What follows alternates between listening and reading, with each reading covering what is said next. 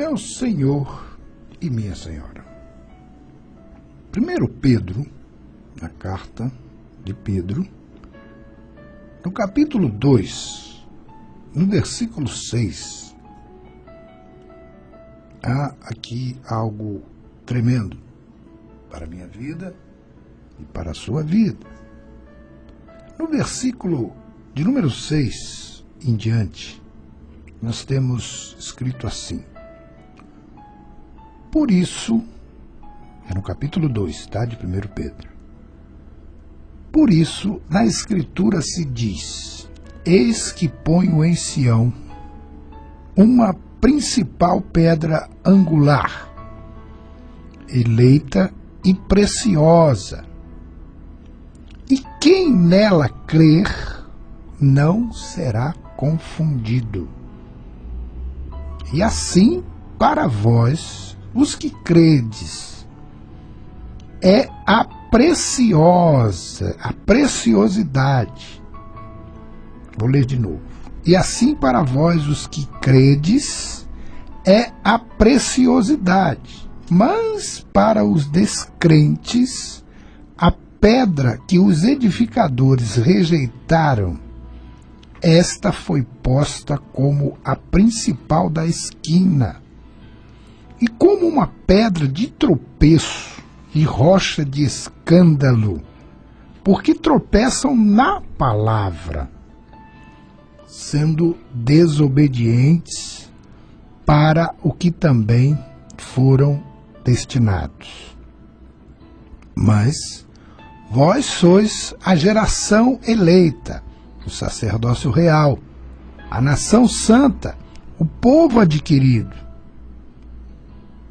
para que anuncieis as grandes virtudes daquele que vos chamou das trevas para a sua maravilhosa luz. Vós que outrora nem eres povo, e agora sois de Deus. Vós que não tinhas alcançado misericórdia, e agora a tendes alcançado.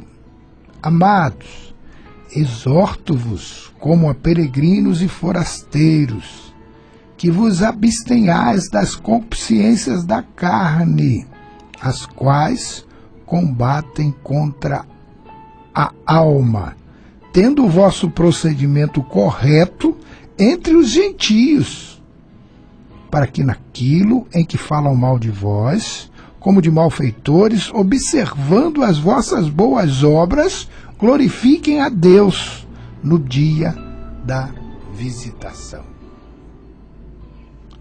Meu Senhor e minha Senhora, estamos aqui diante de um texto em que o apóstolo Pedro nos faz uma exortação e nos dá um comando, nos dá uma orientação, primeiro, de uma vida de retidão, uma vida diante de Deus. Essa pedra de esquina aqui é a pedra que dá o alicerce para a construção que era usado naquela época. Hoje já tem outros métodos, mas ele está falando aqui da pedra de sustentação. E a pedra de sustentação aqui, no caso, é Jesus Cristo, o Deus único e verdadeiro. E ele fala a respeito: assim para vós os que credes, é a preciosidade, mas para os descrentes, os que não creem, a pedra que os edificadores rejeitaram, esta passa a ser a principal de esquina, e a pedra pode ser de tropeço e até de escândalo, porque tropeçam na palavra, sendo desobedientes para que também foram estes destinados. Meu Senhor e minha Senhora, é bom que se saiba que Deus é amor e que nada, absolutamente nada, está fora do controle de Deus. Mas existem fatos que acontecem no mundo em que nós vivemos pela permissão de Deus. Como assim? Porque a vontade evolutiva de Deus, ou seja, aquilo que Deus realmente quer de nós, a boa e agradável vontade do Senhor, é que todos venham a conhecer a Cristo como o único e suficiente Salvador. Não importa quantos anos, não importa quanto tempo de vida.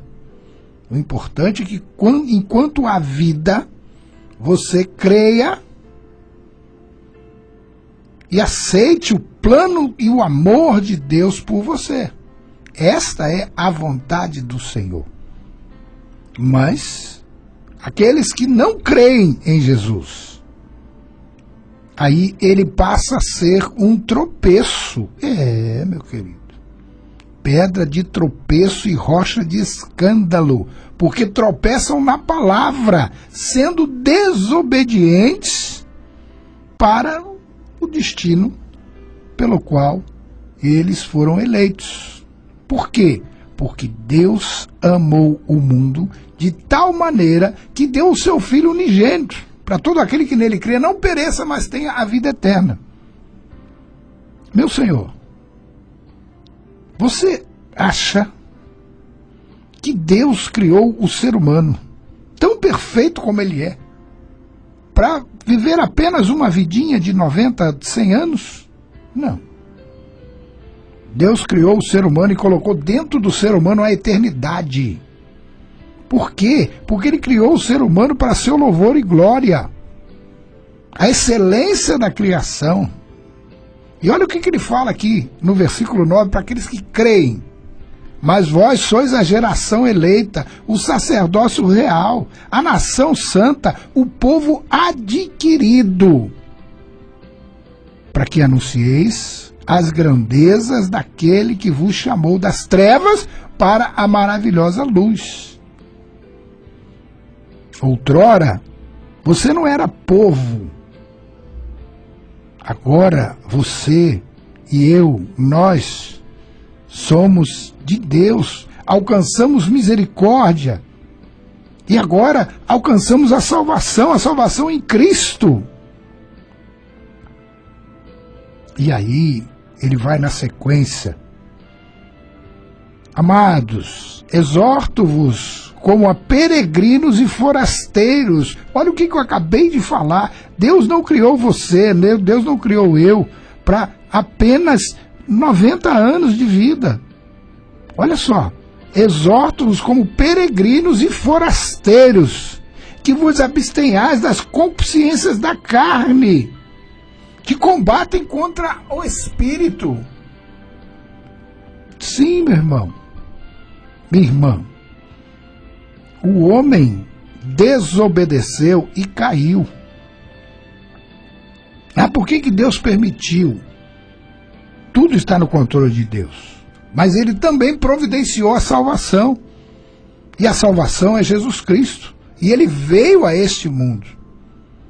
Ele nasceu de mulher, porque não podia nascer de uma relação sexual. Porque se ele nascesse de uma relação sexual como todos nascem, ele teria pecado. Ele precisava pagar tudo, ele precisava cumprir toda a lei, ele precisava passar por tudo e sem pecado. O Cordeiro de Deus, o Cordeiro Pascal, o Cordeiro de Deus que tira o pecado do mundo, sim! Mas muitos estão vivendo como isto não tivesse importância. Muitos estão vivendo como se a vida fosse apenas nesse mundo. O que importa é ter as coisas nesse mundo. O que importa é ser bonzinho. Não, meu Senhor. Por isso que a Bíblia diz que a fé não vem por obras, que é dom de Deus, para que ninguém se glorie, para que ninguém possa ser melhor ou pior. Não existe pior ou melhor para Deus. Para Deus existem dois tipos de pessoas, os que creem e os que não creem. Independente da vida que você tenha, independente da vida que você leve nesse mundo onde nós estamos vivendo, todos, sem exceção, isso também é palavra de Deus, Romanos 3:23, todos pecaram e destituídos estão da glória do Senhor, estão separados de Deus. Estão vivendo? Estão vivendo. E aqui, meu amado, para encerrar esta mensagem deste dia, tendo o vosso procedimento, você que já creu, tá? Correto entre os gentios são todos aqueles que ainda não têm Jesus como Salvador, para que naquilo que eles falam erradamente de você, que falam erradamente da fé que você prega, né? Muitas vezes nos comparando a malfeitores, alguns nos chamam até de homofóbicos. Por quê? Porque nós vivemos a palavra de Deus, e é a palavra de Deus que nos traz o esclarecimento do que é certo, do que é errado, do que Deus abomina. Que eles, observando as vossas boas obras, glorifiquem a Deus no dia da visitação. Meu Senhor e minha Senhora, meu irmão, minha irmã, meu amigo e minha amiga, vivemos hoje uma comoção em nossa cidade, por um acidente, uma tragédia. Isso acontece todo dia, em todos os cantos, em todos os lugares, principalmente com o moto.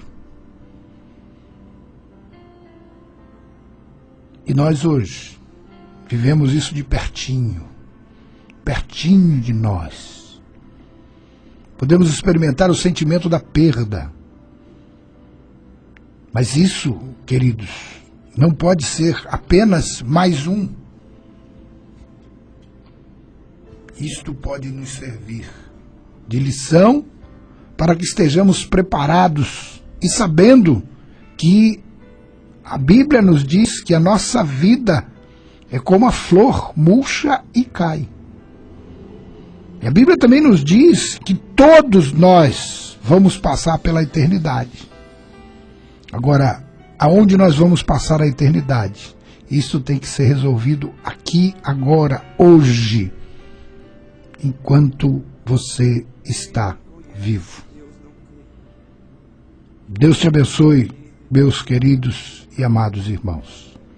Que a graça do Senhor Jesus se faça presente, que a misericórdia do Senhor encha o teu coração e que você possa crer de fato em Jesus Cristo como teu único e suficiente Salvador. Crê no Senhor Jesus e será salvo tu e a tua casa. Deus te abençoe. Não somente crer, sua história mudará, sua luta cessará. Ouça por quê. Em meio à dor de Abraão, ele aparece e a ele se expressa quando suas forças chegam ao fim.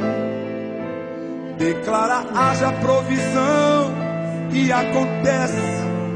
Esse é o nosso Deus, seu nome é Jeová Jireh. O verdadeiro Deus que eu conheço nunca falha e nunca falhará.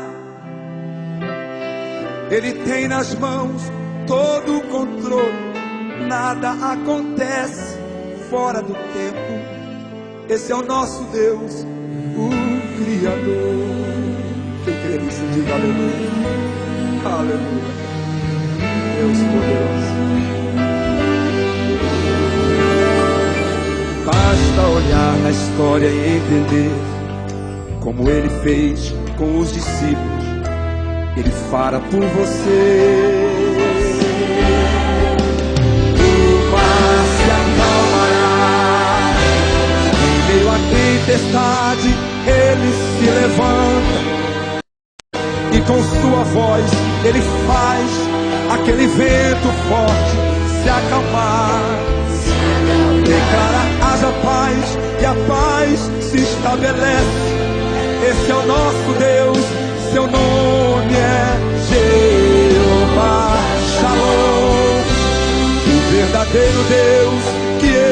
conheço. Nunca falha e nunca falhará. Ele tem nas mãos todo o controle. Nada acontece fora do tempo. Esse é o nosso Deus, o Criador.